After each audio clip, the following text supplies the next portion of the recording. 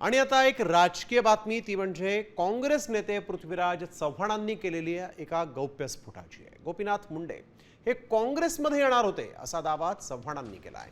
मुंडेंच्या पक्षप्रवेशाला सोनिया गांधींनी परवानगीही दिली होती असा मोठा गौप्यस्फोट पृथ्वीराज चव्हाण यांनी केला। तर मुंडे हे कमळातच जन्मले आणि कमळातच विसावले असं यावेळेस पंकजा मुंडे यांनी म्हटलंय। तर ती मला माहित नाही काहीतरी केली पण एक गोष्ट आता तुम्ही प्रश्न विचारला सांगतो।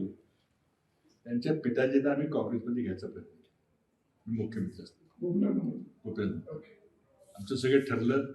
सोनिया गांधींची परवानगी घेतली, त्यांनी माझ्याकडे मत मागितलं की मला राजीनामा द्यावा लागेल, मला खासदारकीचा, मला मंत्री करा, कारण मला निवडणूक लढावी लागेल। आणि दोघं म्हणजे भाजपची नागपूरची दोघं आहेत, ते मला काही निवडून देणार नाही। तिथं त्यावेळेला जातीवादाचा विषय होताच, मला मंत्री करा। त्यांच्याशी बोलताना सांगितलं, म्हटलं काय हरकत नाही, म्हटलं कॅबिनेट मंत्री तर एकदम शक्य होईल कारण नाही, म्हटलं राज्यमंत्री स्वतंत्र बरोबर करता येईल।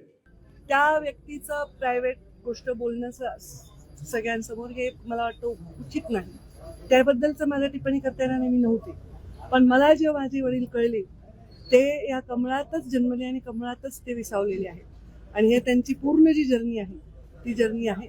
आता राजकारणामध्ये आजच्या परिस्थितीमध्ये अजूनही त्यांचं नाव लोक घेतात, कोणत्याही अर्थाने। मी नाही म्हणत की पृथ्वीराज बाबांनी अनादराने घेतलंय, आदरानेच घेतलं असेल,